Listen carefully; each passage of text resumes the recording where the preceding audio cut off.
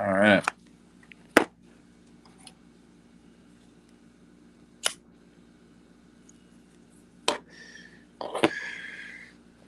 All right. So we're going to do something a little different today. At least, it's just for personal stuff, man. I just wanted to do it. Figure I'd do it live. May as well. That way it'll at least kind of force me to concentrate on it and not get distracted by other shit. But let me share screen.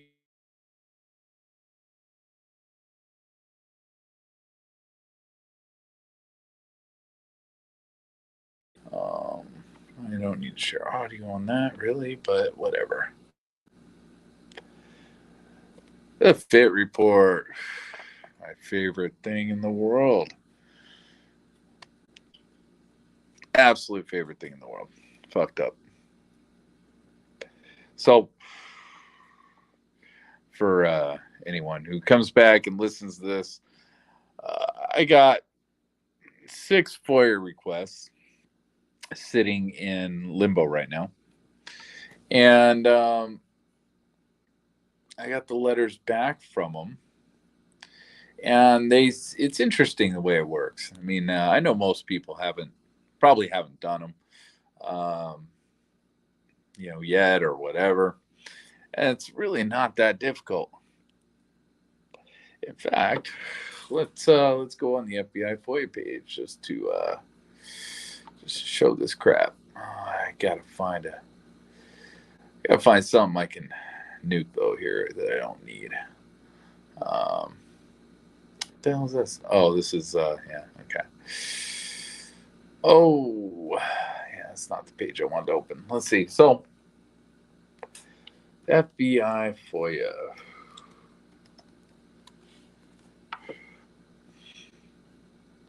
Let's see. So, if you had a gun, you FOIA records. Okay, so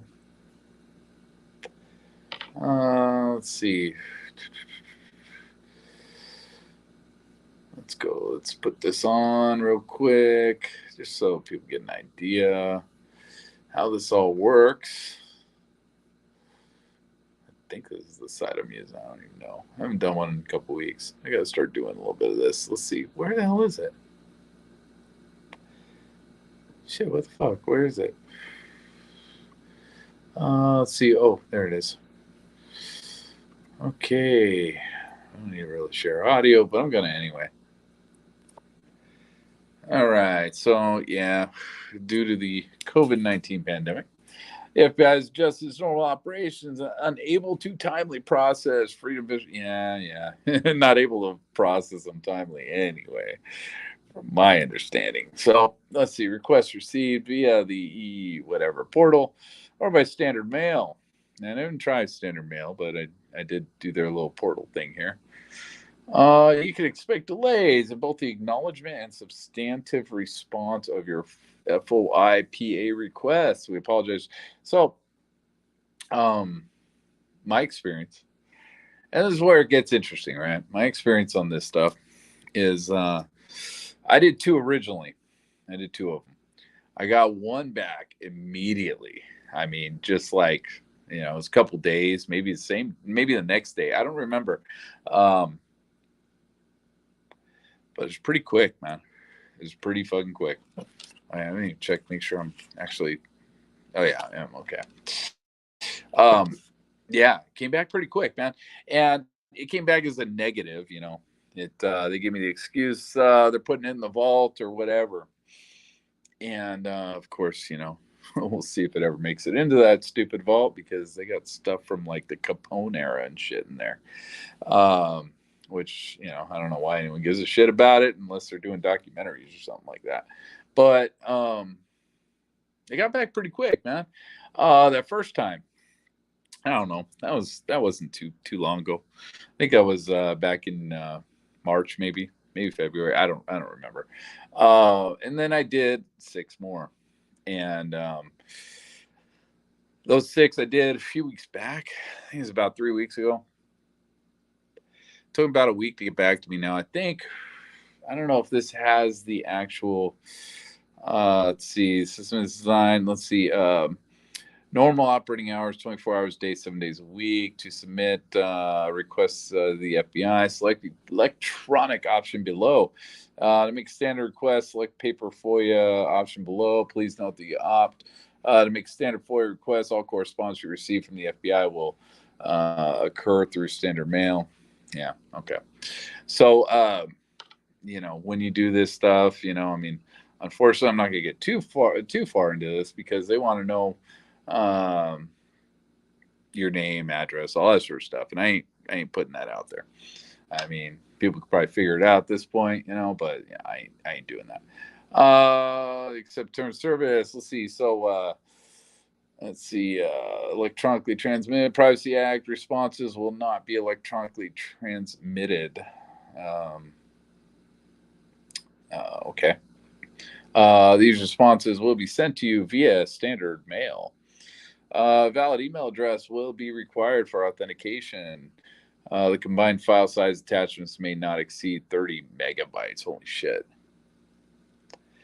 Well, I guess if you're asked for video and stuff, that makes sense. Let's see, answers frequently asked questions about the, blah, blah, blah, can be found here. So my understanding of this, and I could be wrong. Yeah, see, there they want the email and all that sort of stuff. My understanding of this, what I read about this was basically the way it works is, and I'll get around to why I'm explaining all this.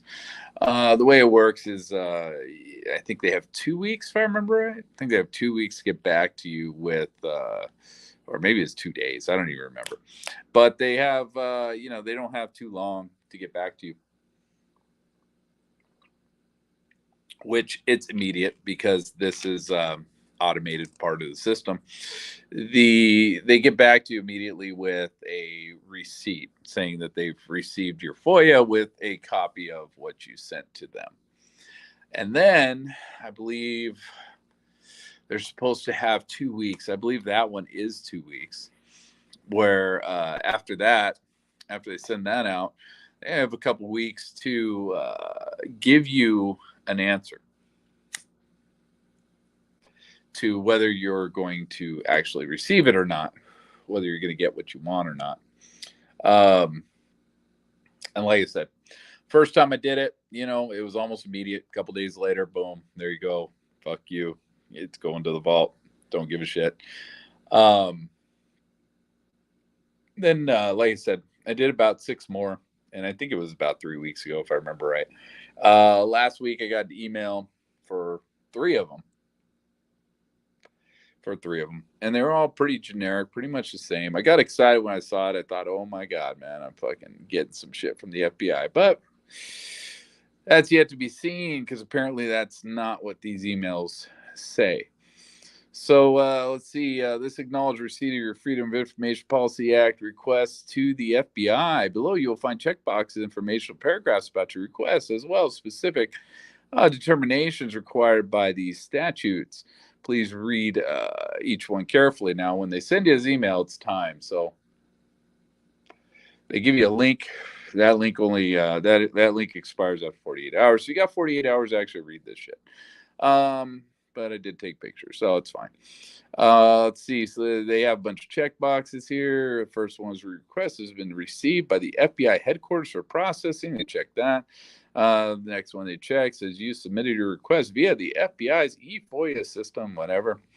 I got that checked. Then under that, there's a little check mark saying we have reviewed your request to determine it is consistent with the FBI terms of service. Future correspondence about your request will be provided an email link unless the record file type is not supported by the FOIA system. And I got another one check for purposes of assessing any fees we have determined. As a general requester, you'll be charged applicable search and duplication fees in accordance with, whatever statute. So that's what I received, and that's what I received for pretty much all of them, or all 3 of them. And I only received it for 3. Am I still live? Am I still on here? I don't even know if I'm still talking or not, because I just, okay, I am. But I just went to something else on my phone. So the deal is, apparently apparently. If your information's going directly into the vault, then what they do is they send it back pretty much right away, man. I mean, I don't even think I got a letter of receipt for that one. They just sent me the damn letter saying, no, this is going in the vault. We ain't giving it to you. They denied it same day. And it was pretty quick. The next 6 that I sent in, I only got 3 of those letters that I just read, which is interesting to me. That tells me something. Basically, what it kind of tells me is happening here is if it's going in the vault, they automatically spit it back at you and say, no, screw you. Basically, get a big middle finger back to you immediately. And that was pretty quick. Now, if it's not going in the vault, I'm guessing because what I requested the next time was a little. The first thing I requested that was going in the vault was the statement from the casino host. That's something I've kind of wanted for a while. Statement from casino host. That's going in the vault apparently, and so they're not going to give it to you. And the next 6, I kind of avoided simple things like that, right? I want, certain phone records, which you got to narrow this stuff down because what they do when you do this is they ask you how much are you willing to pay. Like, how much are you willing to pay to get this information? And I forget what it is. It's like 4 cents a sheet or something like that as far as paper goes. As far as the online stuff goes, I don't know. As far as someone searching it, it shouldn't be that hard, man. I mean, this stuff really isn't that freaking difficult. So that's going on. Now, the second set that I did, the first 2 that I did, I only got 1 response. The other response never came. Don't know what happened to that. That's just floating in limbo. Then I did another 6. Out of those 6, I got 3 responses back so far, and they're kind of running out of time on the rest of them. So I don't know what the deal is with that. And I did get, I believe I got the responses for all of them saying that they actually received them. So that was the second response. And so now I'm just waiting. Now it's a waiting game. I was motivated by somebody, who was doing this sort of stuff. So I'm not going to go too much into detail on that because, there was some motivation behind this, being able to do this. And so then that's how it works, basically. You just go on this thing, you do the electronic FOIA, you fill out all the stupid information, then you tell them what you want.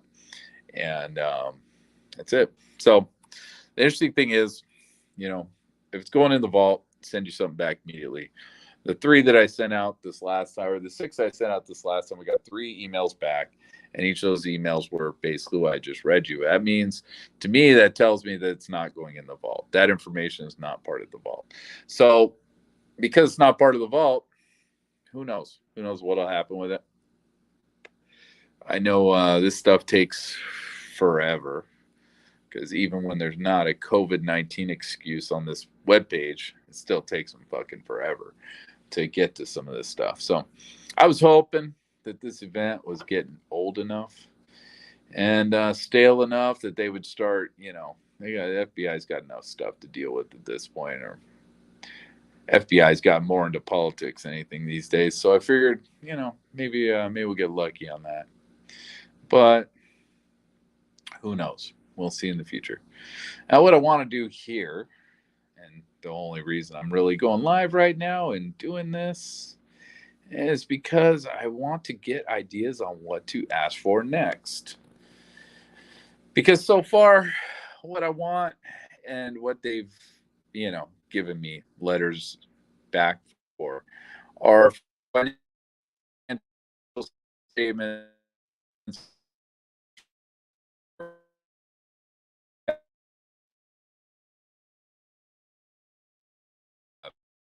of his cell phones that he was using that are in the report, and since they're in the reports. There's also a place you can actually put, evidence in through your FOIA request, so that I haven't dealt with that, but so you can prove that they have it, I guess, which is not something I've really gotten into. I'm just too lazy for that. But anyway, so it's interesting, a lot of little things, not gonna be, maybe some of the stuff's not gonna be groundbreaking or whatnot, but it's just curiosity that I have. His text messages would be very interesting to get. The statements from anybody that shook his hand in that casino would be very interesting to get, I think. I think there's all kinds of stuff, just little stuff that would be very interesting to get, that they probably are not going to put in that stupid vault. I think the vault is going to be basically what we already have, plus maybe some statements that they never put into this. So to me, that's interesting. So let's see what we got here. I'm just gonna go through a little bit of his evidence, and I'm kind of curious, like what I could find here, as far as what new to deal with. So, like, one thing would be, and I think it's already been asked for. I'm pretty sure it has, and I don't know what kind of response there was for it, but the basically the hot sauce alarms for the entire hallway, because they do have that. And they did mention that. I can't remember where they mentioned it, but that was actually mentioned, that they have hot sauce alarms for the entire hallway. So, I mean, and obviously they would, I don't see why they wouldn't. So that would be interesting to, figure that out. See some of that stuff, especially that room 32. What was it? 130? Is it 130 or was it 129? I can't even remember anymore. It's been so long. I think it was 129. The Campos came up to check. It'd be interesting to see the hot sauce alarm on that. So that's something that might be interesting, getting the hot sauce alarm for that room, that specific room. Let's see. So, what else do we got? I mean, obviously, the DNA, some of that stuff that we're gonna find later, and all this sort of crap. And there is a list out there of stuff that they have that they haven't given to us, and I'm sure there is some information out there that hasn't been shared publicly. I'm not going to say anything about it because it's not my stuff to deal with. And, when that comes out, that'll be a thing. And that might be where I'm seeing some of this stuff. Anyway, so Savannah's camera, El Braggy, I don't care. The guns I don't really care about. I mean, they're guns, dude. I mean, I mean, it would be interesting if they had a breakdown on what kind of attachments were on these guns that is not listed here or not listed in the ATF, whatever they gave us from the ATF. That'd be interesting just to see if there were flash suppressors, stuff like that, attached to the front of these guns. But, again, that's not here. Blue plasma fan, scuba mouthpiece attached. Yeah, that's, whatever. I mean, I guess you could ask for the rundown on that and figure out what kind of scuba gear that was, but who cares? I mean, who really cares? Surveillance camera mounted room door peephole. I mean, honestly, I don't know, man. I'm willing to bet there's some video surveillance footage of that hallway that he was doing. And, I mean, they're probably going to tell you that there wasn't, but yeah, I'm willing to bet there is. The baby monitor camera, it was not mounted. Of course, not mounted. It's just sitting there. It's probably got a stupid little double-side tape on the bottom of it. But it doesn't, I mean, that does not necessarily say that it's not not connected, but I don't think it was. I think it said elsewhere, wasn't. Surveillance camera mounted to room door peephole. What? Why we got two of those? Why the fuck did you guys put that twice? You fucking morons. Whatever. Because I'm willing to bet that's the same fucking one. Unless there's one attached to 134, which would be interesting, but I don't think there was. In fact, we can probably look at photos and see. Let's see if I can find them here. I don't even know if this is the final or if this is the preliminary. Oh, this is a preliminary. Shit, fuck this report. Let's go to the final. If I can find the right one, because they're both labeled the same damn thing. Oh, I don't even think I have it. Oh, I don't even have it written up. Oh, okay, or put up here. Let me get rid of that FOIA thing. Let's do the LVMPD final report.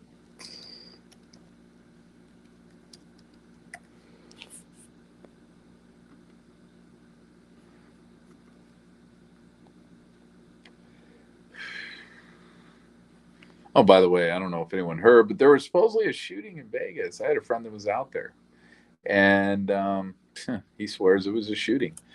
Although what they're saying on the news is that somebody threw a rock through the window at the MGM Grand, which is right next to Mandalay Bay.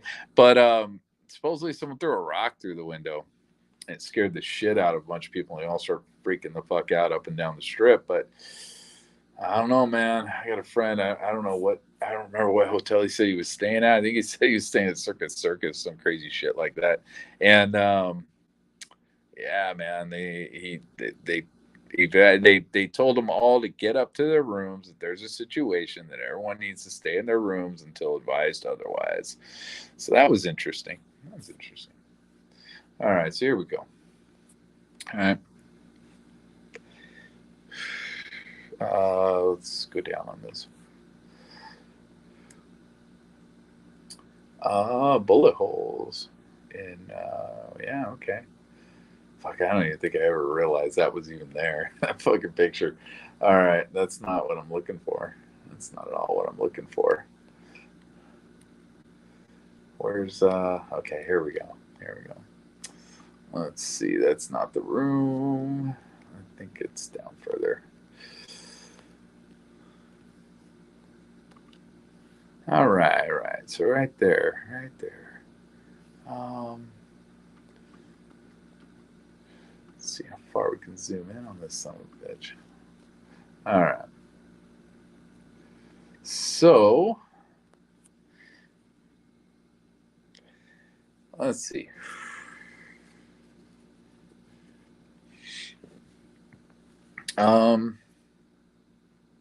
I mean, there could be a cable hanging down here. Can't really tell. Yeah, can't really tell. It's interesting that they put the Peephole Cam twice. It's very interesting. We don't have any other angle on that. Oh, the other thing I asked was for crime scene photos, and they gave me a letter back to that. So that's another interesting thing. Yeah, that's hard to tell, man. I don't know. Oh, I'm not even showing this. That's how professional I am here. All right, so let's go to this. All right, so if there was a second Peephole Cam, obviously it would be for this room, and it'd be right here, and it's not a very good picture. Can't zoom in enough to really see anything. I mean, it's possible there's a cable hanging down right there, and something taped up there, but I don't know. It's just interesting to me that they put that in the report, that was the thing. Okay, so let's see what we got. Let's shrink this down. Something is manageable, and let's see what we have for evidence. 2 closets. I mean, it'd be interesting to get like find out what kind of maybe get like uh, listing, I think would be interesting, of all the clips that were in the, maybe that's something I could do. The various clips that he was using. Because here you have, in the sitting area, you have, looks like two different types of clips sitting in these bags. Or, well, there's the light green colored ones. And then you got some black ones there. And then you got some over here, and you got one sitting up on this table up here. One sitting on the table looks like it's got like rubber grips, which looks more like these in this room. The ones that are sitting up here, which would be interesting. See, what that is. I don't know how to word a FOIA like that. I really don't. Um, you know, um, so I'm really not sure. It'd be interesting. The other thing I was going to look at was Paddock's travel history from the time he started dating Mary Lou Danley. And I honestly, I don't remember the date he was dating Mary Lou Danley, so I don't have much information on that. Or I don't have enough information to even put that one in, because you got to be pretty precise with this sort of thing, because it would be something of the nature of, I want his travel history from the year 2014 to October 1st, 2017. And that would be kind of how that would work. But again, I don't remember exactly when he started dating her. I don't want to say Paddock's entire travel history, because that'd be a little stupid and nuts. So here you got some other clips here, and I mean the only reason to go through, get them to go through all the clips, which looks like this one's not even fully loaded. But the only reason to go through something like that would be to find out what he had going on up there, like what exactly was happening, how many these leftover rounds were AR-10 rounds, and where they were located, and if they were located in room 135 or whatnot. To me, that would be kind of interesting. A lot of these mags are definitely not 100-round mags, so again, that would be interesting as well. Figure out what's going on with that. Tannerite. Well, all right. Yeah, I don't know. Not much you can do with tannerite. I mean, you could, find out, I guess, where it was purchased, but that doesn't really matter. Um, let's see. It'd be interesting to see if you could if they have the Walmart footage of, but they probably won't give it to you. But it'd be interesting to see if they have the Walmart footage of Paddock buying all the crap at Walmart. So I'm guessing there's footage of that. There's got to be. Let's see. Rifle magazine, computer related items were recovered. Rifle magazines. You can see what kind of magazines he was looking at. I don't think it really matters all that much, but maybe because it doesn't matter, they give it to you. I don't know. So what we got here? We got this is a residence. Oh, that's his residence, so it doesn't really matter. You want the magazines that are on the floor in the room. Computer related items were recovered. Now, what you could do with this, and what I might do, is ask them for an entire list, because I think they do have what do you call it, they do have a list of the items that were recovered from his residence. But I remember Hunter going off on that. There's something that says computer, I forget what it was, computer hard drive, computer thumb drive, something like that. He's trying to figure out what it was. It said something about computer parts or something, and just not specific enough. I mean, it'd be interesting just to know. Let's see, residence. Okay, agents obtained and served search warrant at this location. Inside residence, 2 shotguns, 5 handguns, firearm ammunition. I mean, they told us all about these guns, so it's like, can't really do much about it with that. Computer related items. See, that's what's weird, man. Computer related items. It could be anything. Like, what the fuck is that? I'm doubting they're taking cables and cords and shit. It's probably all thumb drives, hard drives, stuff like that. Be interesting to see how much of that shit he had. If this guy's got a shit ton of hard drives, hanging out his house, because that's kind of fucking bizarre. That's strange behavior. Everyone's got a million thumb drives. I mean, they hand those fucking things out at every convention, so it's like, he's probably got a million of those. But it'd be interesting to find out. Okay, information obtained by the FBI, so they do have that. They admit to it. During the course of the investigation, hundreds of items of evidentiary value were located and impounded by the LVMPD crime scene analysts and FBI ERT. The following is a summary of key pieces of evidence located during searches of multiple locations. So, fuck the key pieces of evidence. I want everything. That would be a good starting point. I read somewhere where it said one thing to do with the FBI FOIA thing is to ask them for a list of things that you want. Like, for something like this, right? You'd say, I want a list of what you found at let's say his residence. They send you a list and it says stupid shit like this, computer related items. It'll say 15 computer related items. Okay, then you can ask for a list of those computer related items and figure out what the fuck that was about. But I don't know. They're not very FBI is kind of interesting. Let's see. Middle L bracket, two surveillance cameras, bullet fragments. Okay. No. That's all the hallway. Yeah, all right. And then all the guns. Yeah, the guns. I mean, what are you gonna do with the guns? It's really not much there. That backpack, dude. I want to know what's in that backpack. I really do. But I wouldn't know how to word that. I guess I could ask him for the contents. I'd probably send him a picture of that bag. Say I want to know what the contents of this bag were. I'd probably just get a middle finger back, but that'd be interesting because I want to know what's in that bag. There is something in that bag. And that is not an adult's backpack.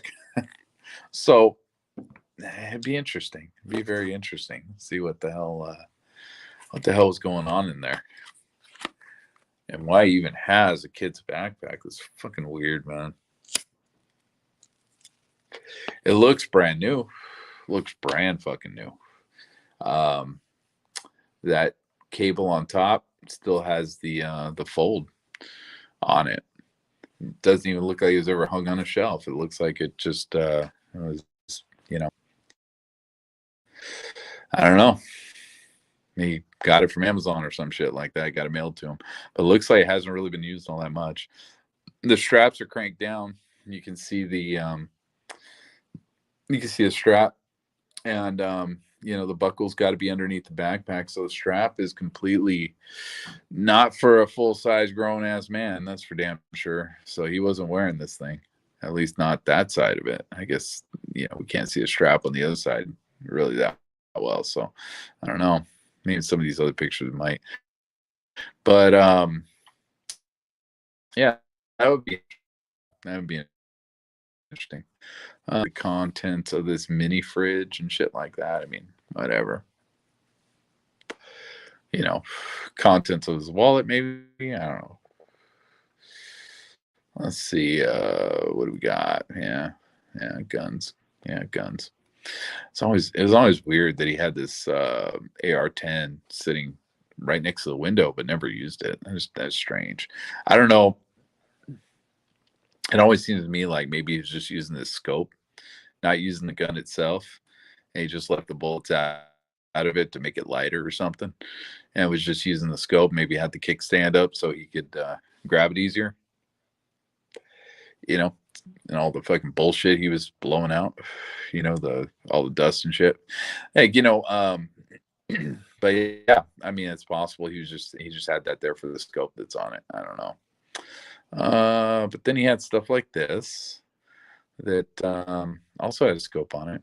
And this, Yeah, this is right there also, isn't it? This is over there by the is that the chair? That's not the chair, is it? Yeah, it is the chair. So yeah, he had another thing with a looks like a bigger scope on that thing than this, and it's actually loaded. And it's an AR-10, so it was never used. So that's I don't know. I don't know. I give up trying to figure this shit out. Um, Placement of these guns is always interesting. Someone recently got in my chat or my comments and was talking about how uh, um, how he puts guns down and stuff like that, and it made a lot of sense, right? Because if you're going to pick them back up, you know you can't see your trigger finger if you know if let's say he's a right-handed shooter, this number 13 here, he went to go pick that up, his trigger finger is a little loose because it's on the bottom, as opposed to the other three right here, which well, no, even those are fucked up. I mean, makes it look like it's possible he's a lefty. If he's a lefty, the finger would be on top when he goes to pick these guns up, so there'd be no the guy accidentally grabbing it and pulling the trigger. I don't know. I guess if you had safety on, it doesn't matter too much anyway. See, you got a clip here, which is not one of the 100 rounds. I don't know if that's 30, 40. I don't know what it is, but it's got the little rubber grips on it. It looks like the one, I believe that's the same one that's on the table. So interesting stuff. Um, I said it'd be interesting just to see the manufacturers of some of these, just so you have an idea. You got the cream colored ones down here, which I don't think those are the high capacity.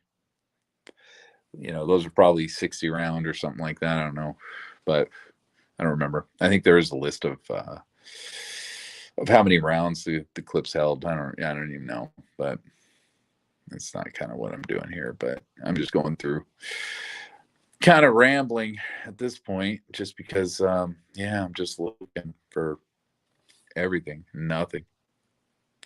Manufacturer people can be interesting. Someone told me, I don't even know who it was, man, but somebody was saying, I think it might have been 10, man, saying that the Peephole Cam here was actually a webcam that he tore apart.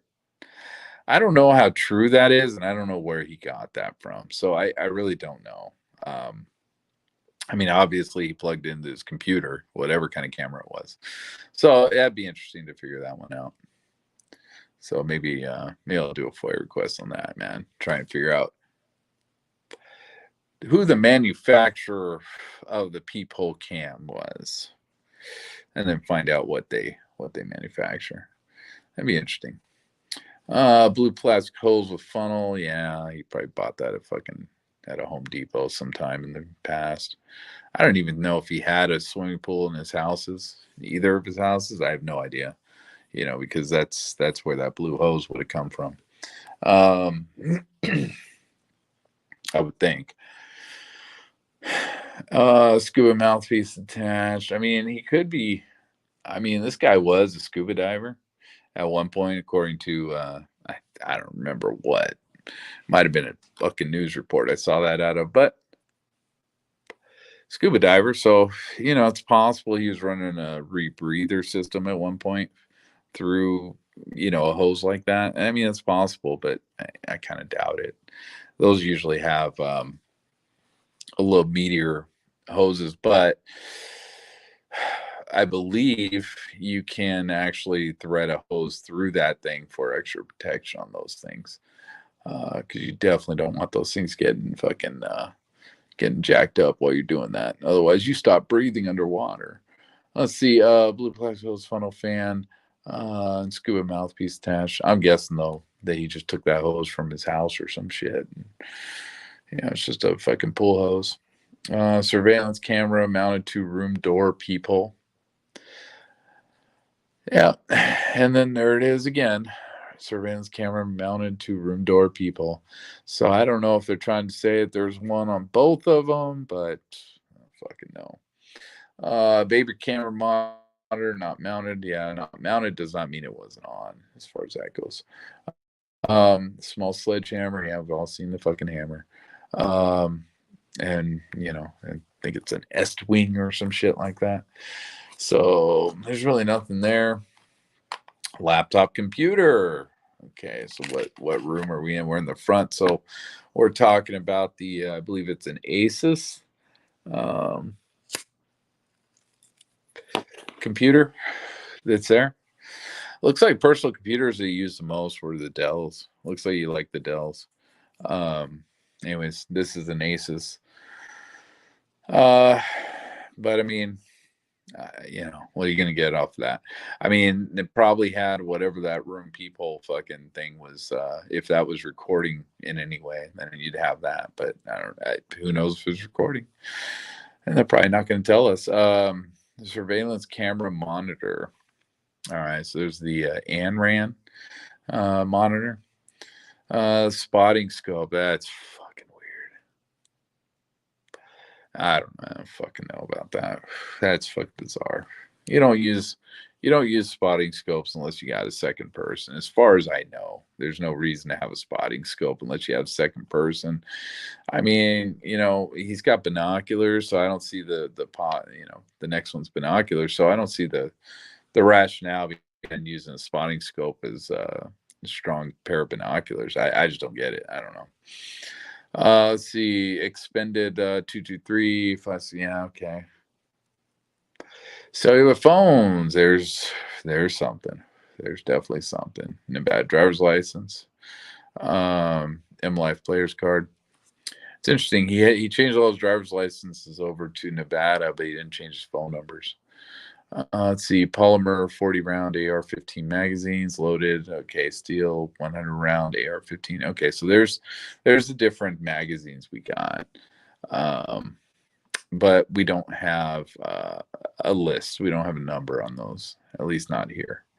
I like to see how many of each there were. That'd be interesting. Live ammunition. All right. We do have, for the most part, we have a countdown of what kind of ammunition was actually used. That's somewhere. That information's out there somewhere.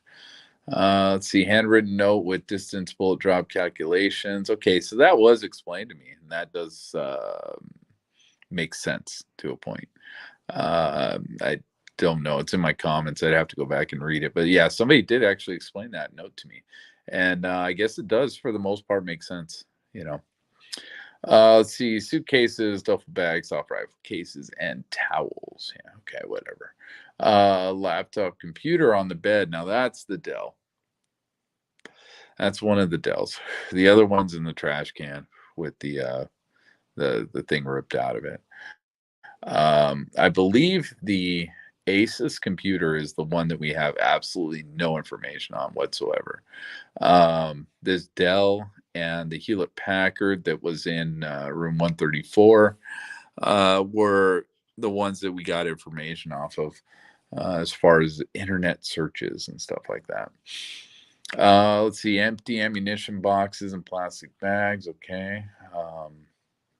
Scuba mask. Okay, so one thing that I'll probably do out of my own curiosity, because again, a lot of this doesn't really matter. It's just understanding what the fuck is going on here.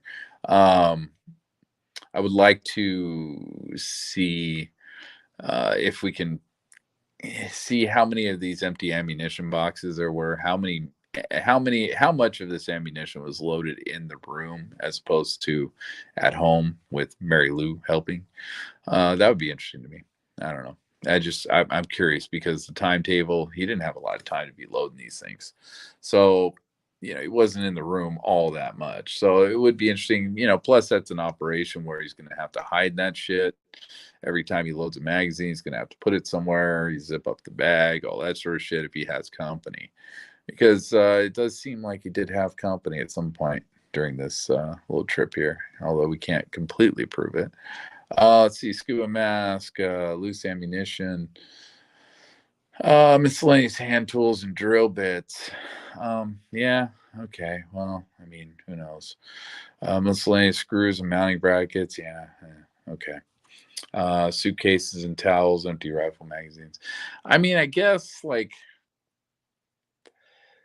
the miscellaneous mounting brackets might be interesting. Just see how many L brackets he actually brought with him. To see if it's just a pack, just a single pack of L brackets, or if it's like if he brought like 50 of them for some weird ass reason, like he was gonna fucking close off like the entire fucking stairwell or some stupid shit. Um, Laptop computer connected to hallway surveillance cameras. I mean, because like the way I would see it is if this motherfucker had, just one pack of like 3 brackets or whatever, he used one of them, maybe he's planning on using another one, but it doesn't really matter. Who cares? But if this guy had like, 3 or 4 sets of these fucking things, then you'd be like, what were you going to do with those? Like, what was the master plan behind those? Then it would just be kind of interesting. Let's see, polymer 20 round AR magazines. Yeah. Okay. So those are 25 AR-10s. The AR-10s are okay. So we do have no, that's not even the fucking number. I want to know how many AR-10 magazines were in that room. I just do. I'm curious about the AR-10s because he didn't use them. So how much ammunition did he not fucking use from those things? Did he bother just dragging up to that room for no fucking reason? Let's see. 308, yeah, eight casings. All right.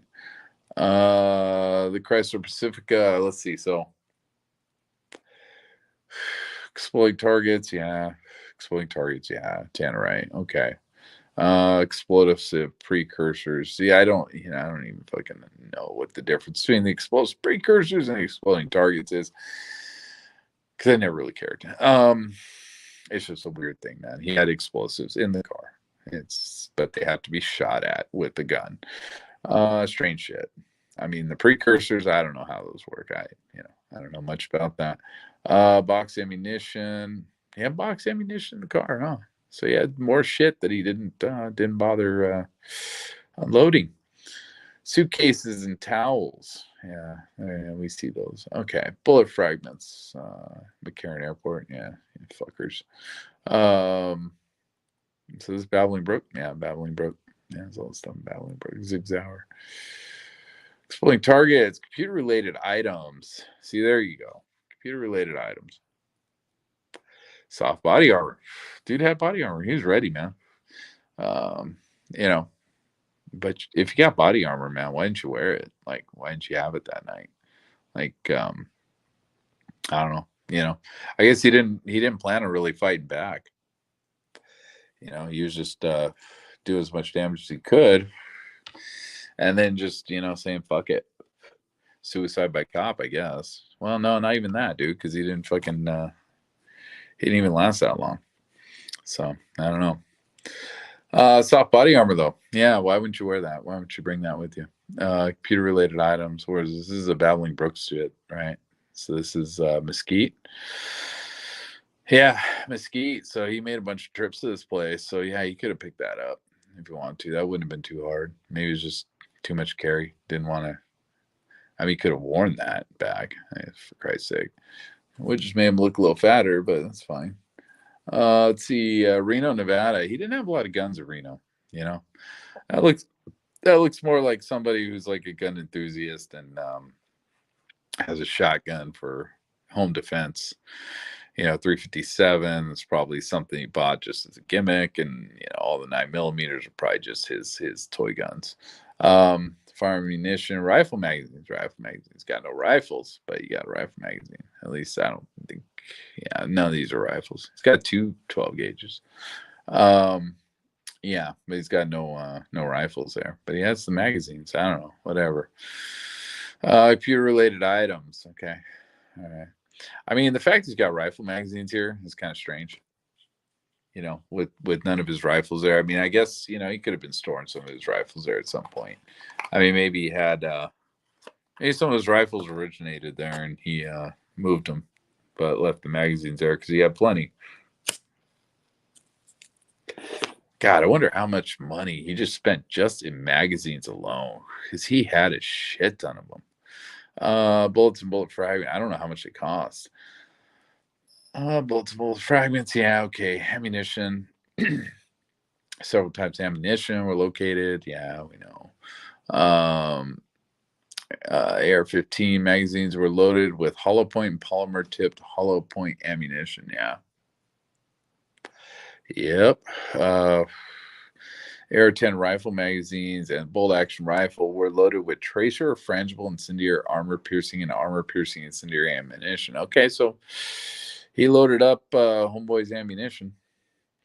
Let's see. I want to know which of those was actually fired at the fuel tanks, though, because we got 3 different types there. We got tracer, frangible, incendiary, armor piercing, and armor piercing incendiary. What the hell's the fucking frangible? So frangible. I don't understand how you have. I mean, I don't know. I don't know enough about guns, man. But I don't understand the whole frangible incendiary armor piercing. Because isn't it frangible? Isn't that the shit that just breaks apart when it hits? How is it armor piercing if it's gonna just fucking break into shit? I don't know. I read the stuff on Hague, and the armor piercing incendiary it explained it very well. But this frangible thing, I don't fucking know. I don't get that. How it's armor piercing and frangible. That's weird. That's just weird. Firearms forensic. Okay. Recovered. Okay. So here's the number of shots fired and all that sort of stuff, which is, whatever. It is what it is. I never really went through too much of this. I know a lot of people don't like this stuff because they think that this isn't accurate, but I don't know. That's not my ball game. Let's see. Forensic analysis. On Smith and Wesson recovered in room 135. Scientists. Jeez, we all trust them these days. Let's see. Scientists were able to determine the round recovered from Paddock's head was fired from the revolver recovered in room 32135. It took a fucking scientist to figure that out.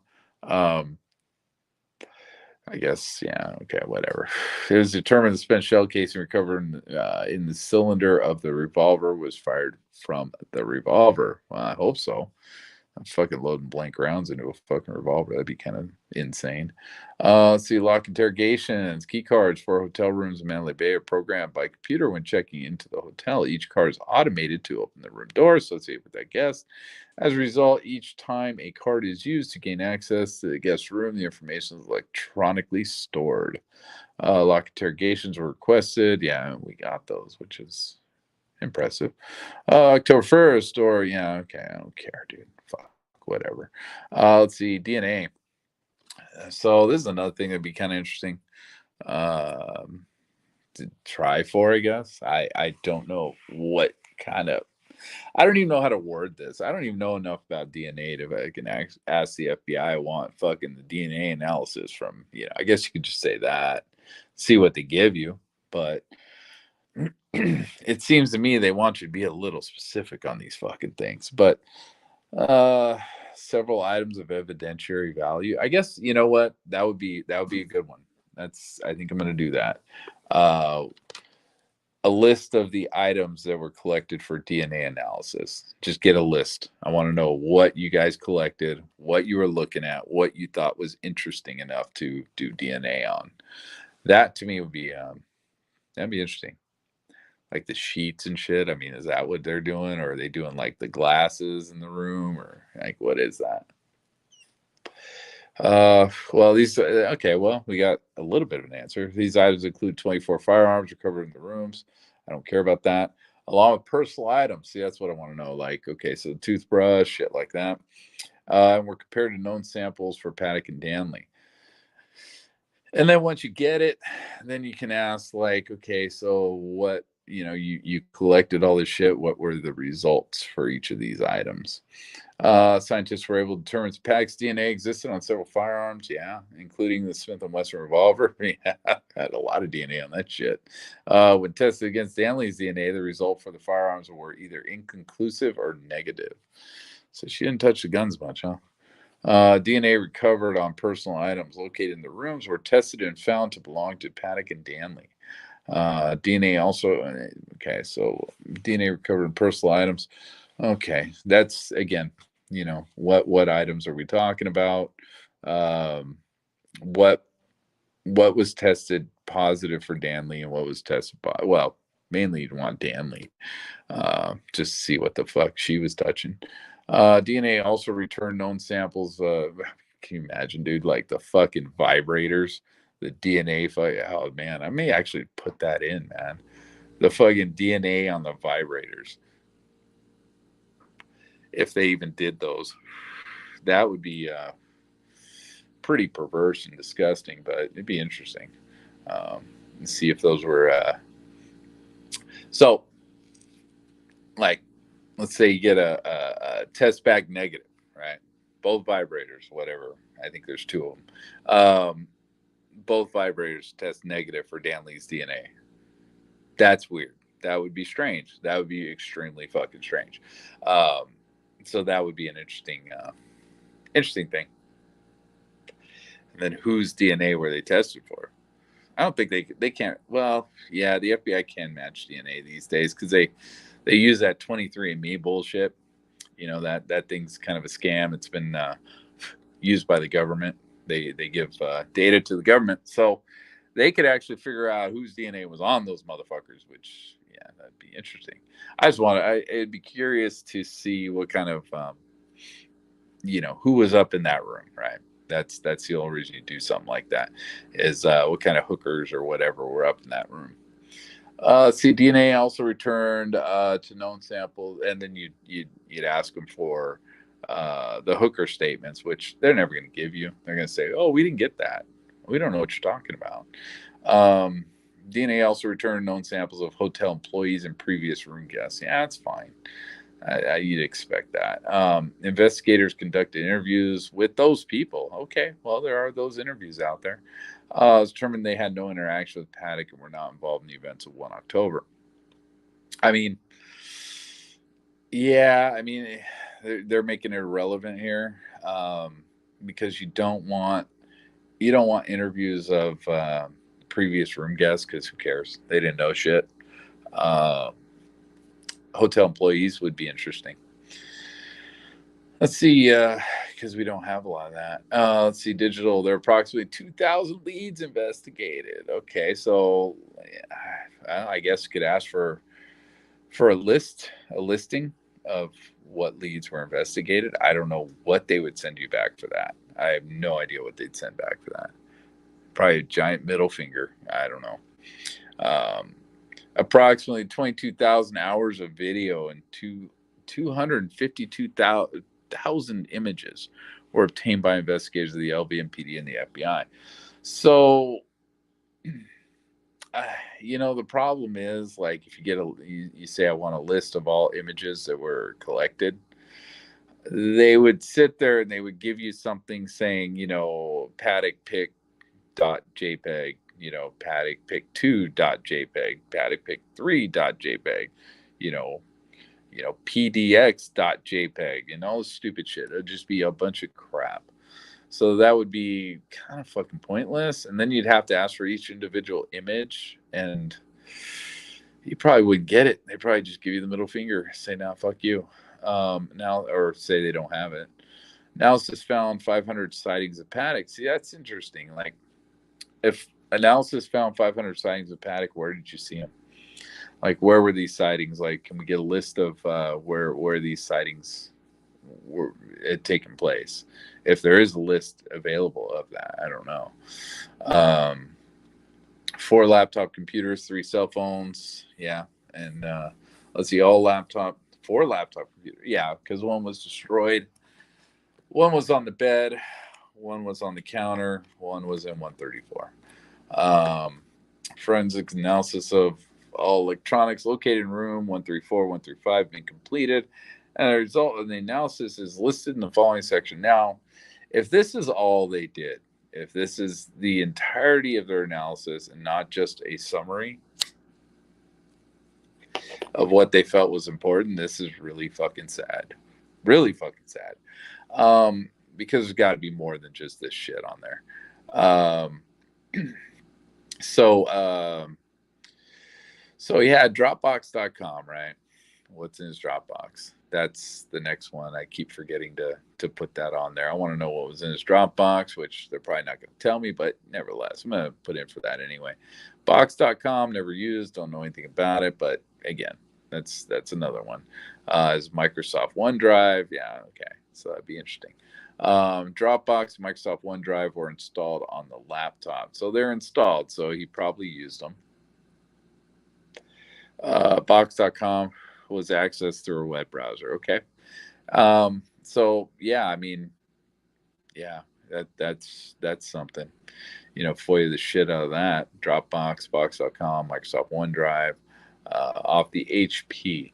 So that's off the HP, and that's the one that is in 134 connected to the webcam at the sitting on top of the cart. So it'd be interesting. I mean, yeah, I don't know. I don't know what could be in that.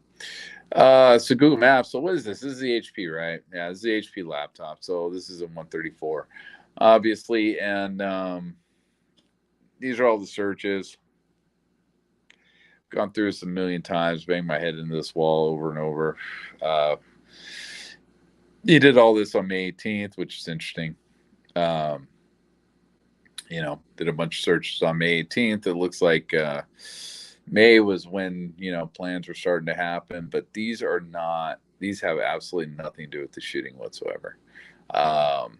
There's all stuff in Boston that looks like he wanted to visit, the official Red Sox team store. I guess he's a Red Sox fan. I don't know, whatever. And then there's stuff in Venice Beach area, which, is over there, Santa Monica. That's in the area of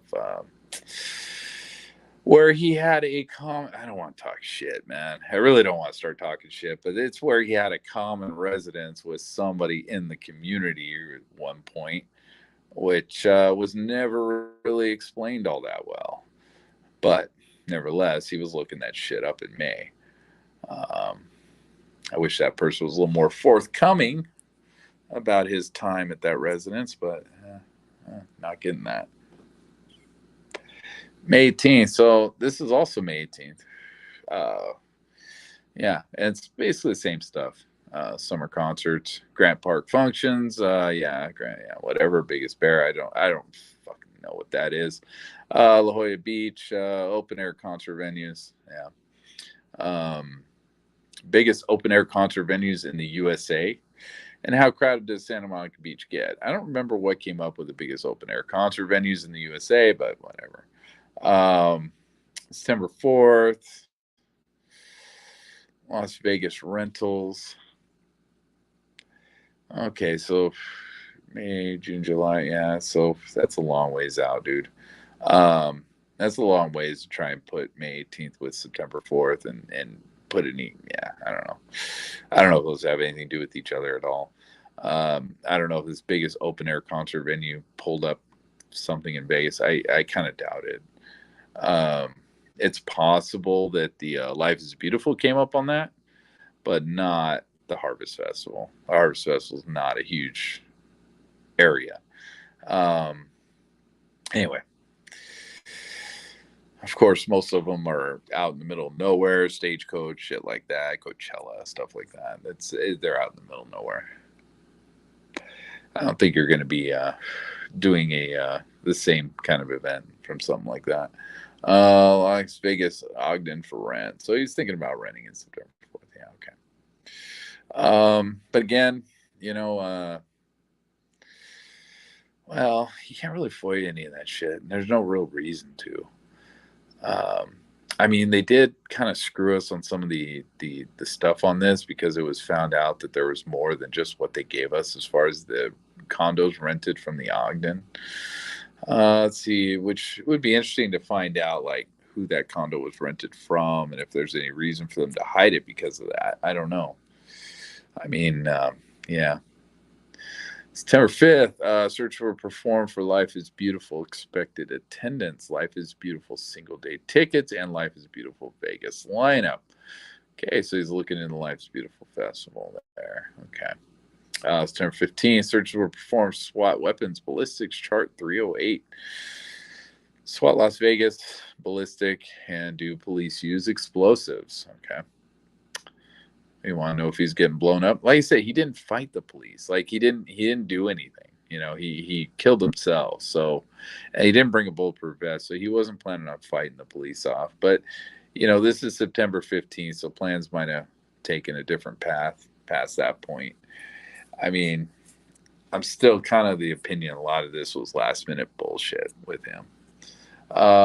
September 5th, 2017, searches were performed for Mandalay Bay, Las Vegas, Route 91. Okay, so September 5th again. This is Bing.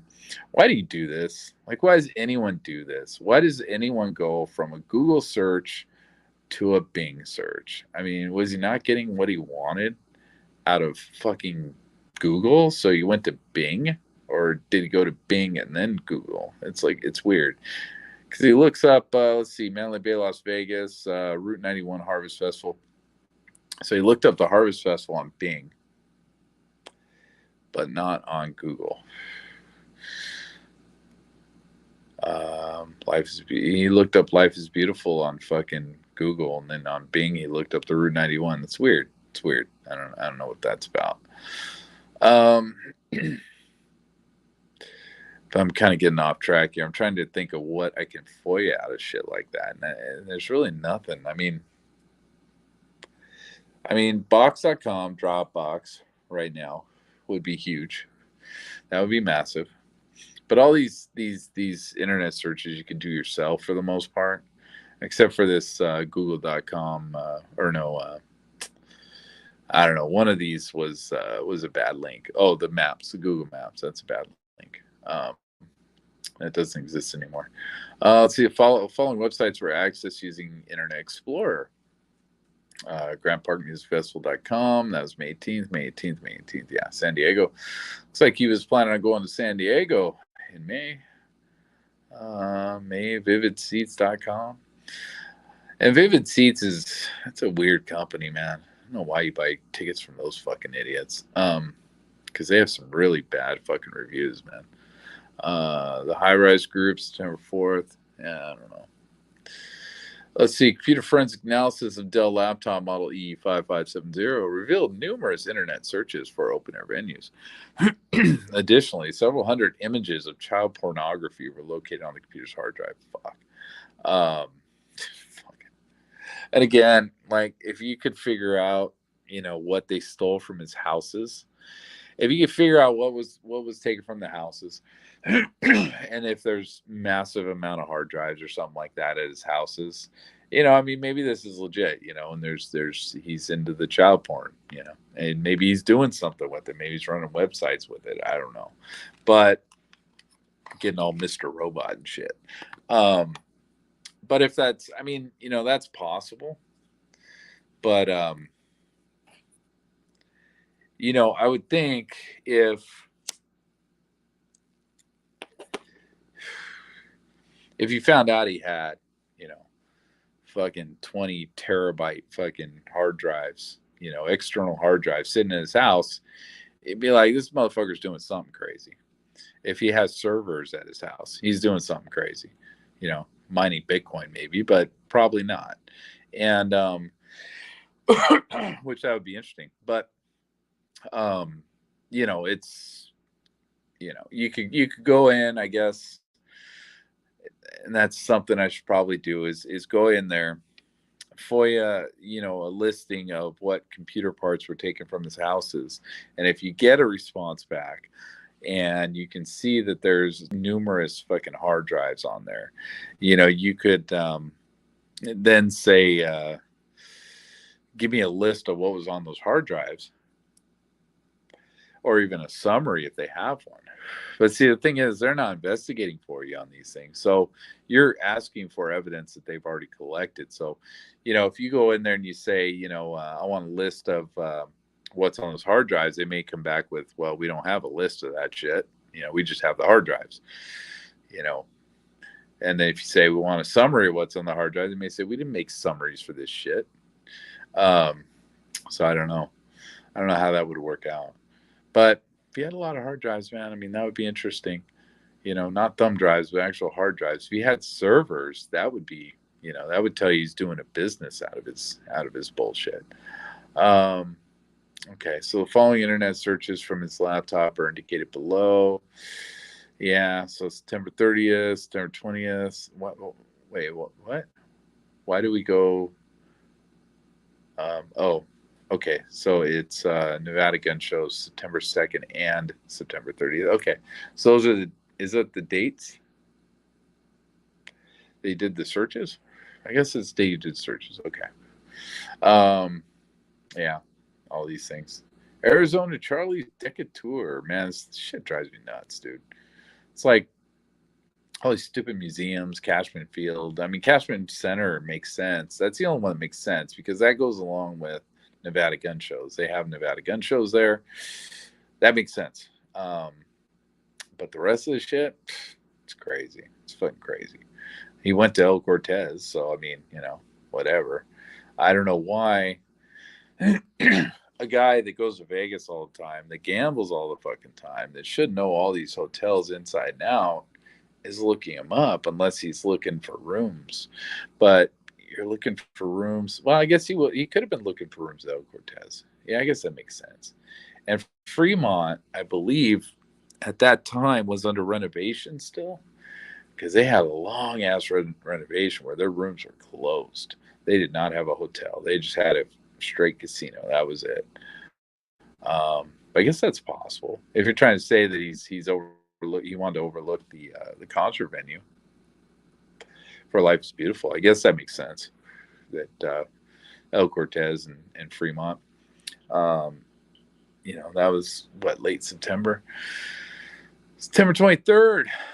Shit. I don't remember what day he checked into the Ogden. I don't remember. I really don't remember those dates offhand. Yeah, and the searches are going to be from like fucking May or some shit like that, I bet. So it's not going to help me. Let's see. Vivid Seats. Lifesbeautiful.com. These were done on September 5th. Okay, so it's interesting how he planned this for a year. He didn't start Google searching his shit until September. Anything relevant to it, that's ridiculous. Grand Park Music Fest, Ticketmaster.com. So what did he buy? Yeah, it looks like he bought tickets to the Grant Park Music Festival, which is very small, man. I mean, in comparison to the Route 91 and Life is Beautiful, yeah, it's not a very big festival, man. It's really not. I looked it up. I've watched YouTube videos. It's not very big. Doesn't fit with this whole thing. Let's see. Computer forensic analysis. Okay, and child porn. The investigation into the source of these images is ongoing. Interesting. So it's an ongoing investigation. And I'm always surprised they don't use that as the excuse for why they don't have to give you shit. It's all part of an ongoing investigation into child porn. It is interesting that a bunch of those rings got shut down like a year later. I don't remember when to go crazy conspiracy on this shit. I don't remember when that dude down in Florida was arrested at the island, Epstein. I don't remember when he was arrested. Watch me strike on my channel just for saying that damn name. Let's see. How tall is Mandalay Bay? Unknown date. Why is it an unknown date? Why do you not know the date on that? Why you know the date on all this other shit, but you don't know the date on that? Like, what's that about? That don't make sense. That doesn't make any sense at all. Anyway, museums. I mean, there's probably surveillance in those museums, but if he went to them or not is questionable. It's very questionable because he didn't have a lot of time within the timeline to be doing shit like that. But, even Arizona Charlie's. So let's see.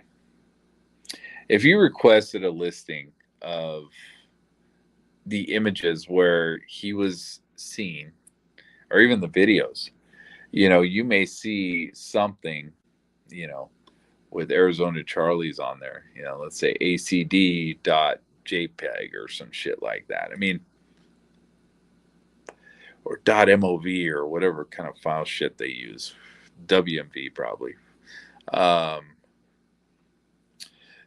so, at that point you could probably pick those out, and see if they'll give them to you. But, again, it's all based on, hypothetically, whether they're going to give you shit or not, or whether it's going to take another 6 years for them to get it to you.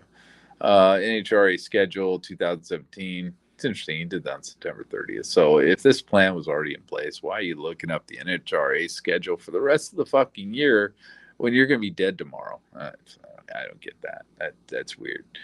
But yeah, I want to see information on these three phones. These three phones.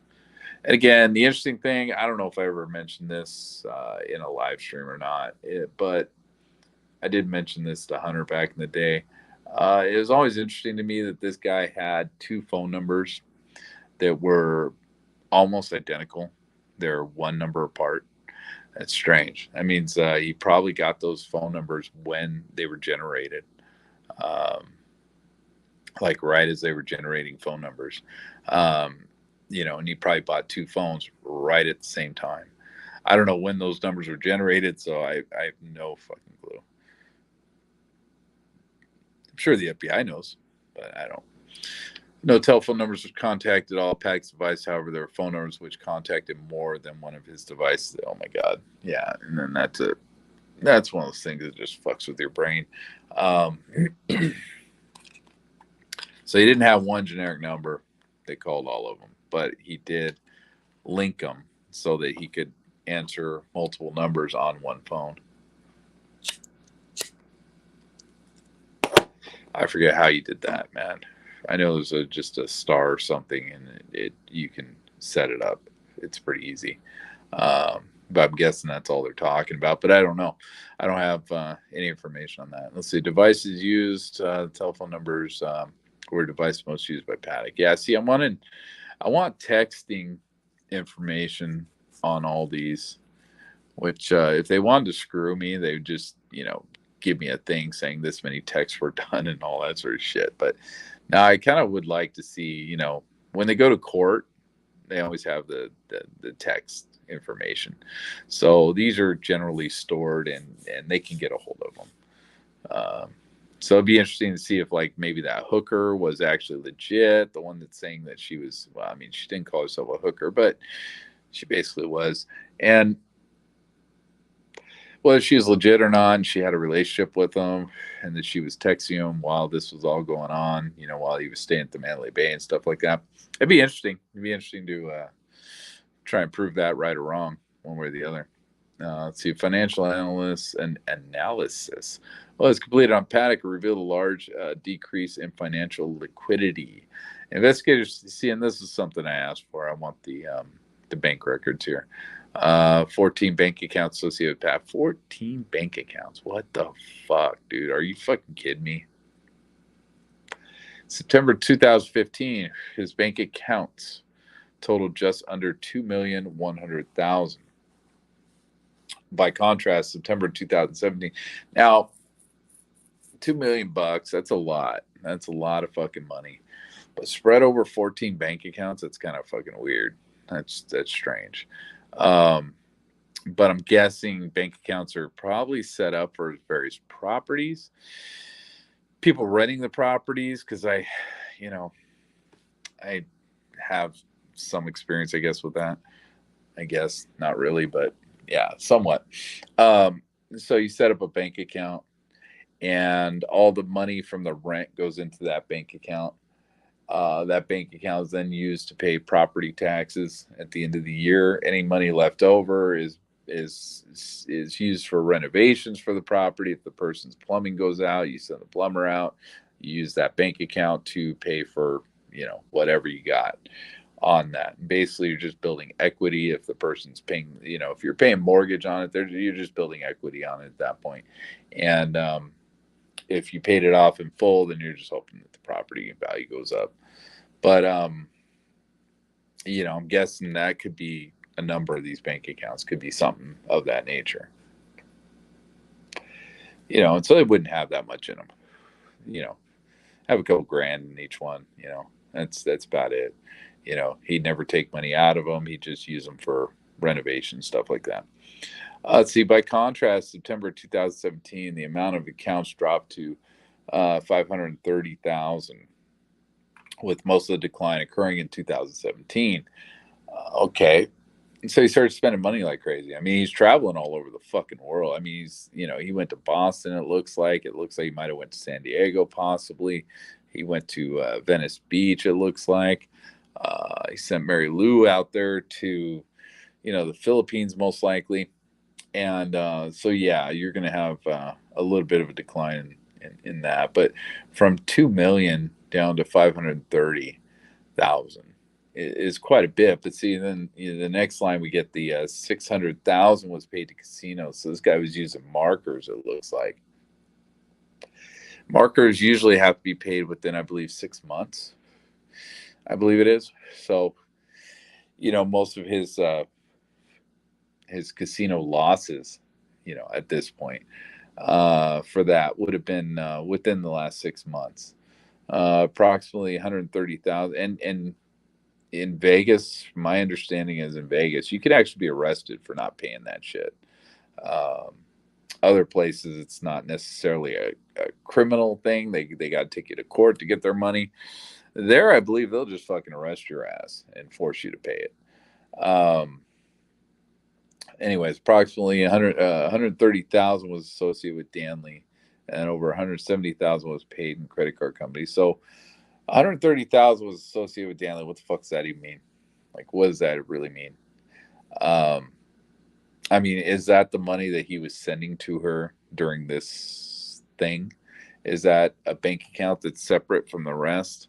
Is that part of the $530,000? Is that 130,000? Does that mean he only had 400,000 and she had the rest?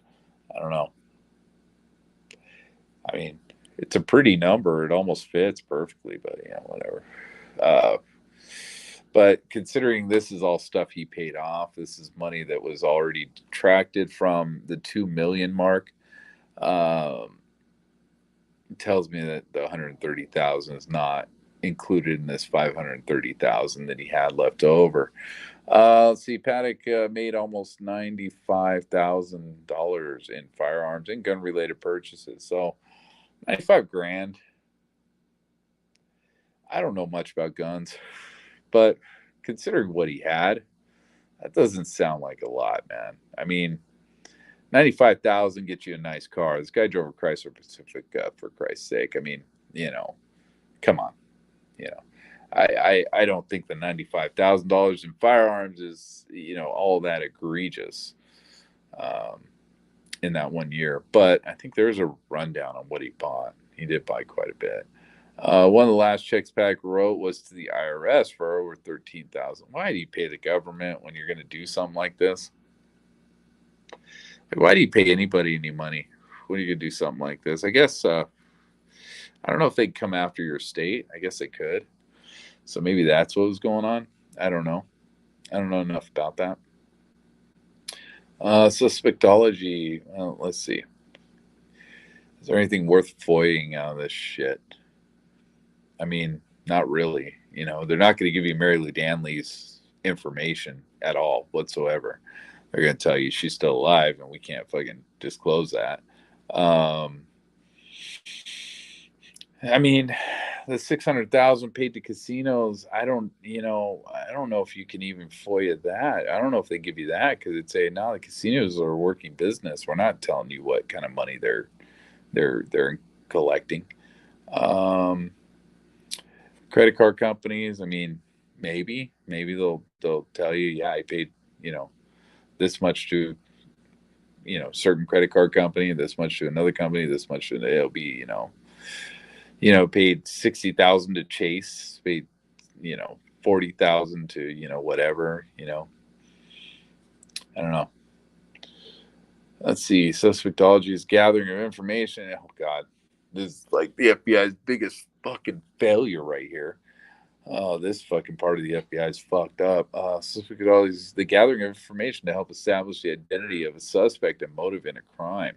Yeah, you just did a bang up job on this one. Suspectology can be developed through interviews, family, friends, and associates, and also through analysis of data collected about the subject. Agents with the FBI's Behavioral Analysis Unit responded to gather information to help with bad suspectology. Um,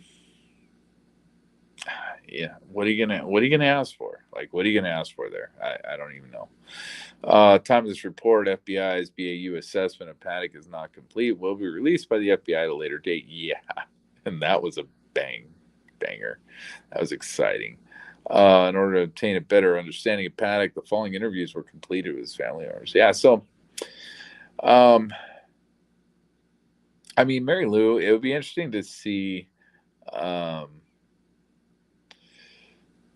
it'd be interesting to see. God, he traveled because he was tired of staying in a relationship. Developed. Paddock bought a condominium in Reno because he was tired of staying in the hotel. So, like, this dude just lived in like the hotels. Like, he didn't have a house. Like, he didn't have any place where he's. I guess, maybe he lived still in Los Angeles because he had a lot of property in Los Angeles, in Texas. Pat continued to travel between Mesquite. Well, no, he had the place in Mesquite, it says. Texas and Reno, because I mean, there's probably casinos out there somewhere, but yeah, it looks like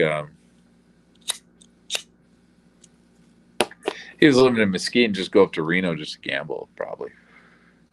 I mean, at that time, I think Reno was a lot smaller than Vegas as far as capacity and people.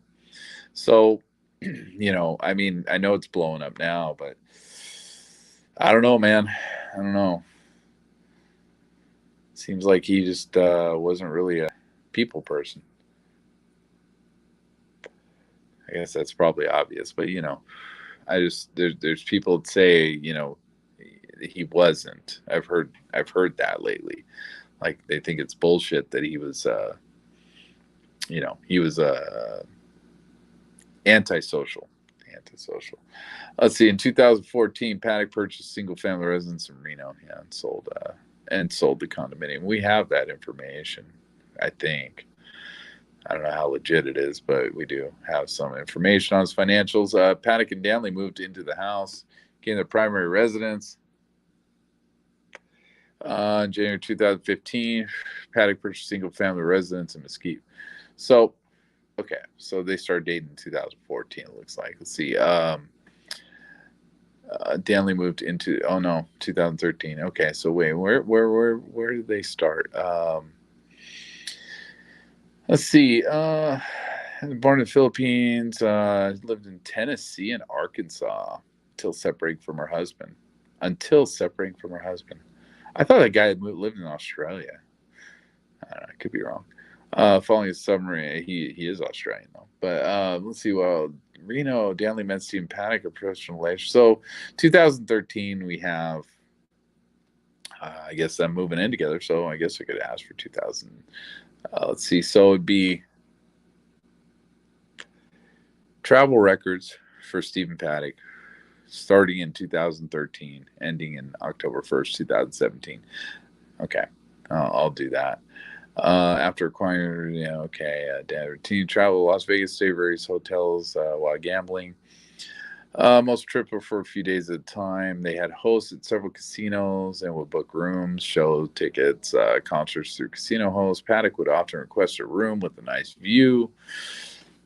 Yeah, okay. That's ominous, but it doesn't mean anything. Reservations were placed with both names so that both could charge incidentals to the rooms. But they got multiple rooms, you know. So I don't know why you would. Um, I guess maybe is that how it works? I'm trying to think. Not really. Not really. Because all you have to do is, Paddock reserves it, put Stanley's name on it so she can charge things, but then it charges to Paddock. So maybe that's the reason for the second rooms. Maybe that's why the second room exists, right? So you have, Paddock has a certain amount of comps left over, and so does Danley. Even though Paddock's top tier, Danley's a tier below, but all the comps he's built up on both their accounts, he could be, basically getting the room for himself, the big room for himself, under his thing because he's the higher roller and the room's comped, and then he's comping a room in her name, and then he's running through her comps in her room as well as running through his comps in his room, so he doesn't have to pay anything on the way out. So that if his comps are not sufficient to, eat room service every night or whatever he's doing up there, you know, he's raiding mini bars, it seems like, and shit like that. You know, um, maybe that's part of the idea is to run their comps into the ground, both of them at the same time. He doesn't want to waste any of it. I mean, it's possible. It's possible. Um, I mean, let's see. Most trips, few days at a time. Yeah. It hosts several casinos that book rooms, show tickets. I mean, we don't have. They don't say that they checked on the show tickets because supposedly this dude was seen, I believe, at a Penn and Teller uh, show, which are broadcasts on TV. So it's a very strong possibility that Paddock somewhere is on television, um, through the Penn and Teller show. But I don't know. And I don't remember. I don't know if there's an exact date on when he was there at that show. I don't remember. Uh, she quit working. Yeah. Okay. The whole kept wife thing. Yes. Cares. Um, Patty convinced Stanley quit working 2015, agreed to give her a set amount of money every month. That does, I mean, come on, dude. Really? Um, what kind of girl is this? Really? Like, what kind of chick is this? Um, they traveled, taking many cruises, international trips. Destinations include Mediterranean, Bahamas, Dubai, and the Orient. Okay. I mean, was he traveling before that? That would be interesting, actually. Go. Let's see. So they met in 2013. Supposedly, that's the earliest mention we have here of Danley and Paddock together. 2013. If you go back to 2010, see what his trips were like from 2010 2013, and whether or not it was the woman getting him to travel all over the place, or whether he was traveling on his own. He did own a plane at some point in his past, so who knows? Who knows? I mean, that plane is a little ass plane, dude. He could have just been driving, flying just all over the fuck place. Who the fuck knows? He could have been flying from LA to Vegas just to go gamble. I don't fucking know. Whether they have any data on that plane, God, how would you ask for that? I don't know how you'd ask for that. Danny described her relationship as very romantic in the beginning. However, she knows a gradual decline in affection. Yeah, he got tired of you. He got tired of your ass. According to him, literally. According to him, it was due to his declining health. Yeah, no, it wasn't. Sorry, lady. But that's not the way it works. Stayed over the course of the relationship, hugging and kissing stopped. Yeah, okay, well, the honeymoon's over. That's the way it works. Danley confronted Paddock about the lack of affection. She told her she was unable to commit to more affection. Paddock would show concern and compassion despite the lack of affection. Yeah, who cares, dude? I don't know. I mean, you know, I don't think I'm having a hard time thinking Danley was a girlfriend, but that's just my head working. When you say you're going to give somebody a set amount of money every month, yeah, it's weird, dude. You signed a contract. I mean, not literally, but he basically fucking just said, hey, look, if you quit your job, I'm going to give you this much money every month to do whatever the fuck you want. I don't know. It's weird, man. It's weird for like a relationship, man. That's a strange relationship. Maybe it is, man. I don't know. It's just weird. It doesn't seem like a relationship to me. It seems like something different. Danley stated Paddock was no longer able to have an intimate relationship because he was unable to perform. Oh, okay. So he hit the Great Wall. They have medication for that. Danley told investigators Paddock was physiologically able to have sex, but the physical act would exhaust him. Time to go to a gym, brother. Time to go to a gym. Danley stated he would often sleep for long periods after physical exertion, but that's what old people do, right? They rub it out and they fucking pass out. Let's see. Danley described Paddock as mild-mannered person, never violent. Yeah, okay, whatever, dude. Okay, so according to Danley, Paddock was not a religious person. He would often say things like, "Your God doesn't love me," or "Your God doesn't love us." Okay, whatever, dude. You're an atheist. I get it. And you're kind of a prick about it. There's a lot of people that are fucking dicks about being atheists. And, yeah, whatever. Rebelling against Christianity by being a fucking dick doesn't really fucking help the cause. But it doesn't help your personal cause.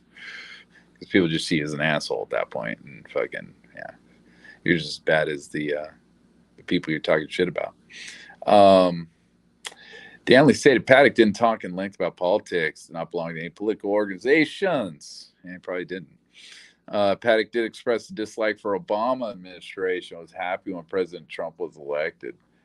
God, why would he hate him? Why would he not like Obama? He didn't hate him, but why would he not like Obama?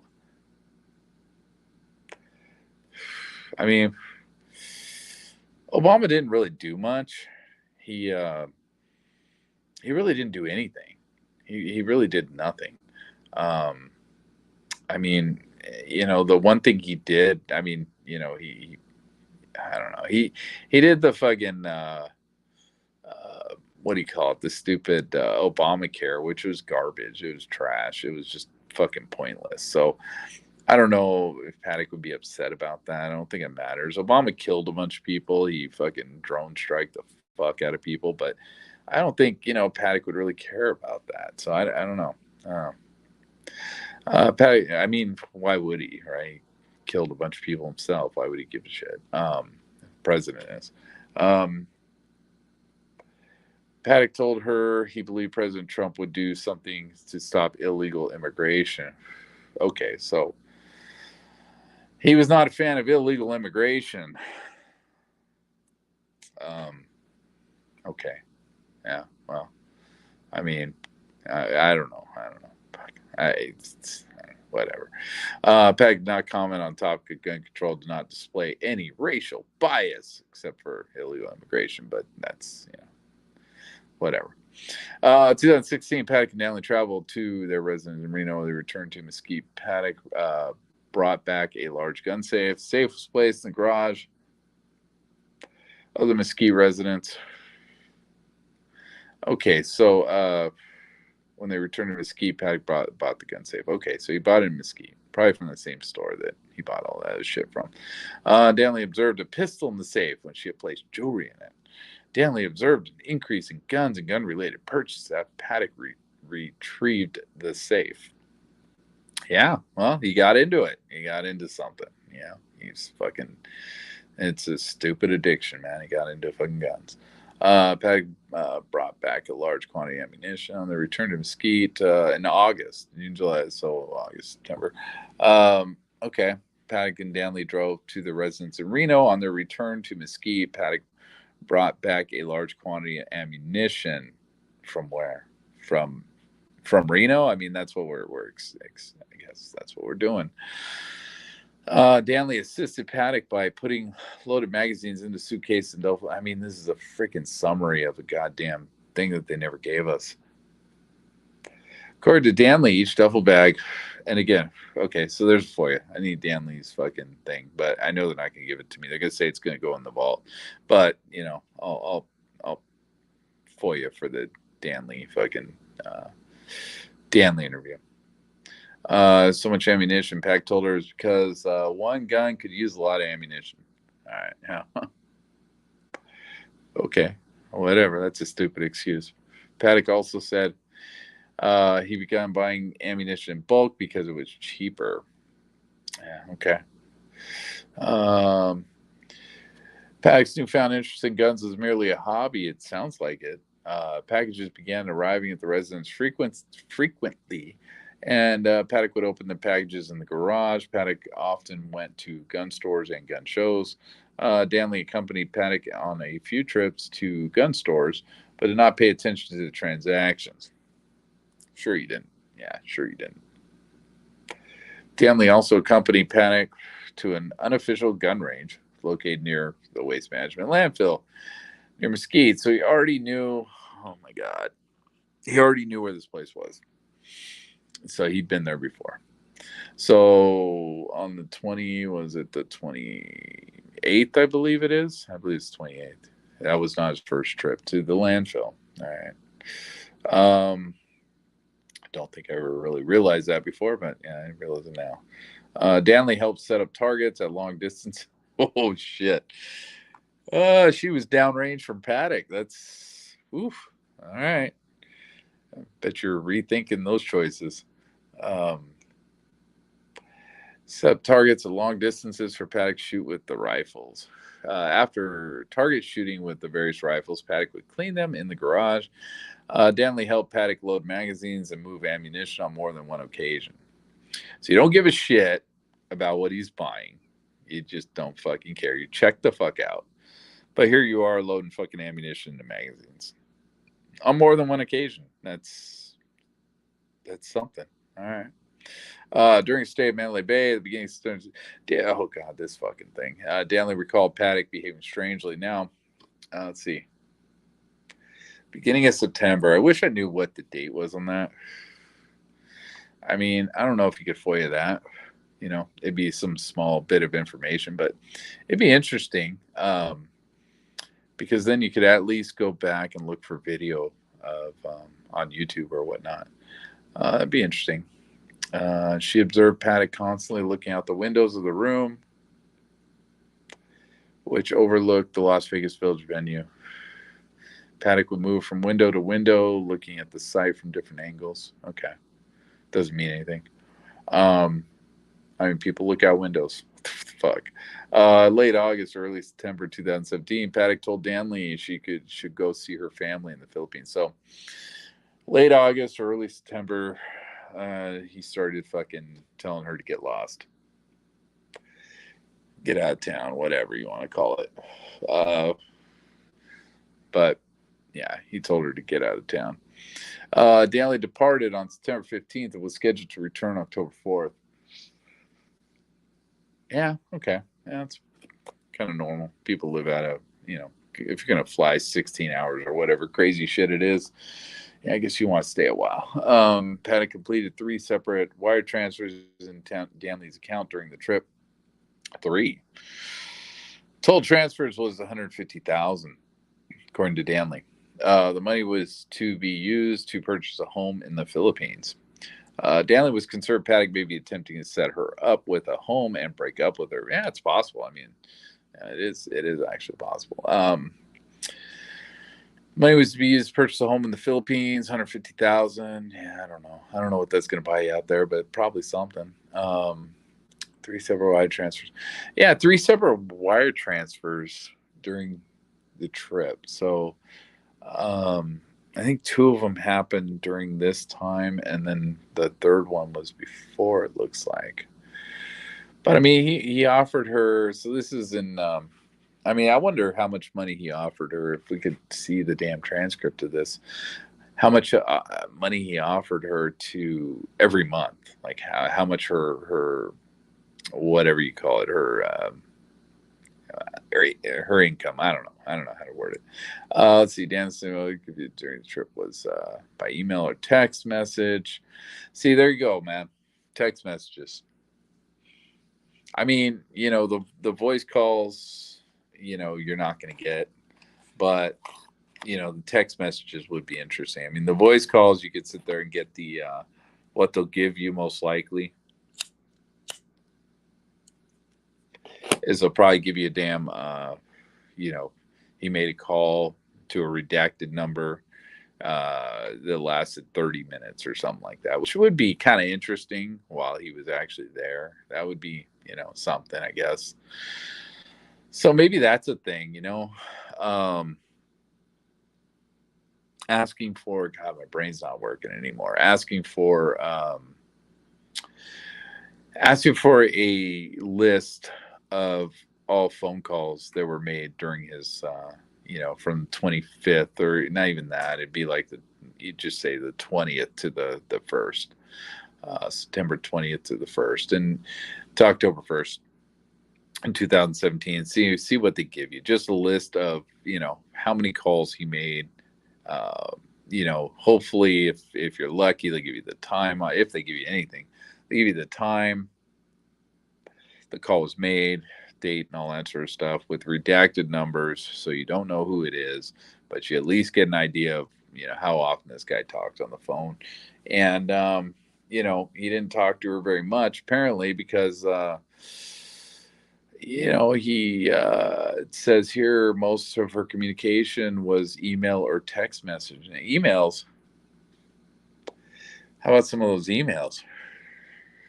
They didn't mention the emails in the on the computer, so that's interesting. Daily learn it's probably on the Dell, most likely. Let's see. September 27th, she received an email. So she was supposed to come back on the 4th, I believe.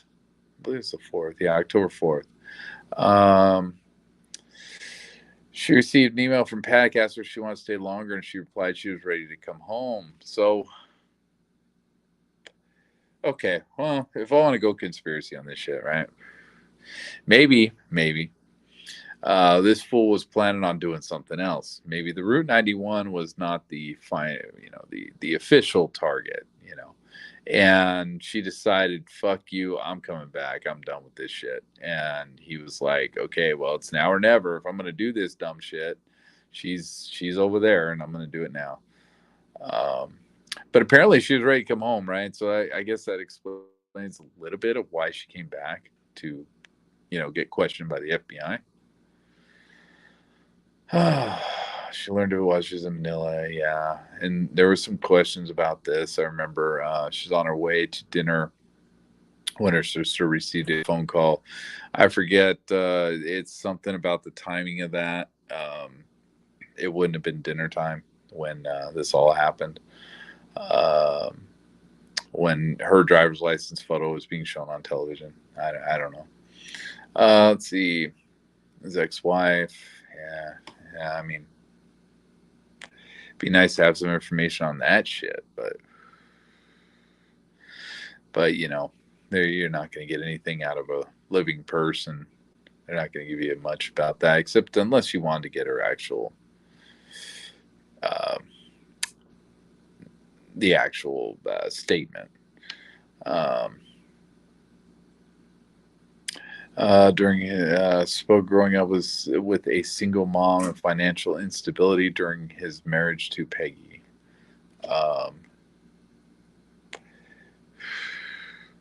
So Paddock, oh, what he's saying, they were financially unstable when they were growing up. Okay, so that's different.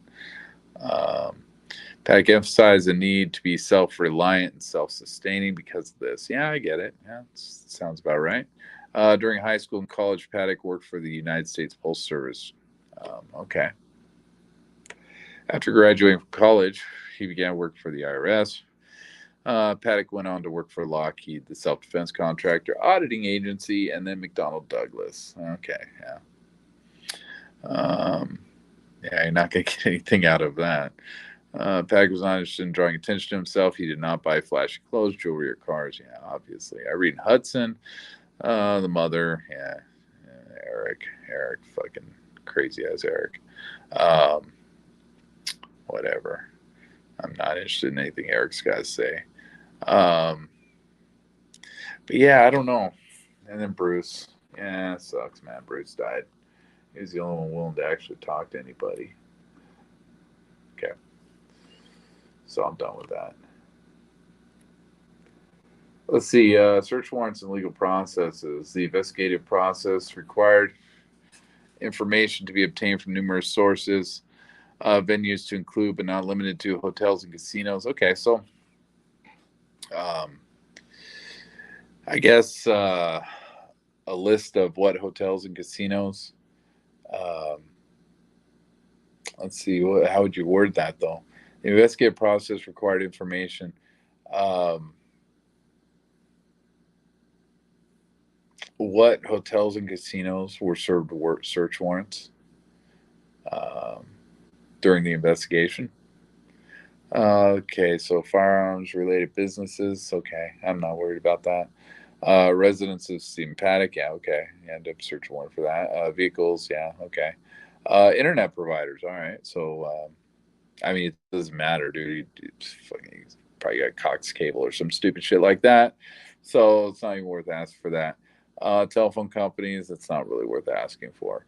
Online retail businesses. That would be interesting, but you're going to get a lot of these gun manufacturers, stuff like that, Mossberg, shit like that. Email companies, yeah, well, it doesn't really matter, man. I mean, we use Gmail, we use Hotmail, who cares? Financial institutions, um, doesn't really matter what banks you used, really. Uh, we know, Wells Fargo was something he used. Let's see, law enforcement personnel served approximately 1,000 legal processes during the course of the investigation. These legal processes were used to obtain information or items related to the investigation. These legal documents include, but are not limited to, so they're not telling us everything. Oh my God, I've been going almost 2 hours. Holy fuck. I didn't mean to do that. Administrative subpoenas, court orders, search warrants, grand jury subpoenas. Um, huh. Might be interesting to get some lists of that shit, just to figure out what they were doing. What directions they were going. Um, huh. Yeah, I don't know. And then the autopsy. Yeah, I'm not, whatever. Not too worried about the autopsy or any of that stuff. Yeah, I didn't really find much, man. I mean, honestly, there's not a lot that I could really get out of FOIAing this stuff. I just don't know really what. I mean, I guess it goes to where, I'm not. I mean, it'd be interesting to see the primary care physician's statement. Um, but I'm not really into conspiracies, right? And because I'm not, there's not a lot for me here to look at this. Who's Vivian Ayers? His first cousin was interviewed. Ayers was known Paddock since they were children. Mother and Paddock's mother were sisters. Paddock did well in school and did not have behavioral issues. Well, that's not what his brother said. It's not what either of his brothers said. Paddock and his brothers were told by their mother that their father died when they were young. He was, in fact, in prison at the time. Ayers stayed at Hudson. Paddock's mother was angry and bitter because she felt Paddock's father abandoned her and the boys. Hudson worked hard and was a private person. Seems like she still is. Ayers felt Paddock had the same personality traits as his mother. Paddock never mentioned his personal problems to anyone. Yeah. When Paddock became interested in a subject, he would devote himself to it, but then lose interest. Yeah, I get it. Paddock obtained his pilot's license when he was 17 years old. Wow. He enjoyed diving, traveling, and gambling. So she says he enjoyed traveling.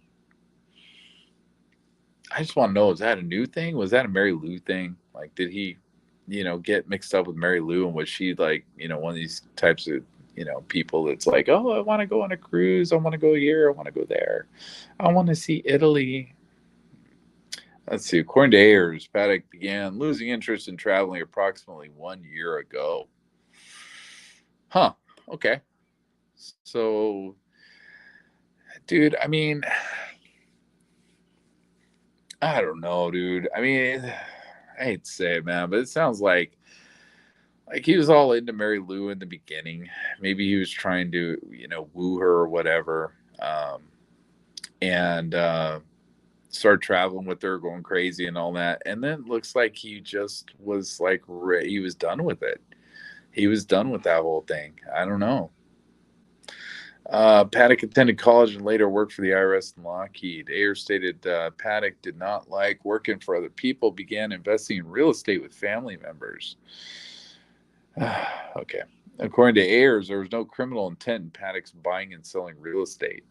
Ayers was also told that Paddock had made significant amount of money in the stock market, but was no longer involved in stocks. Well, the FBI never mentions stocks, so I don't know. I don't know if you can get that kind of financial stuff.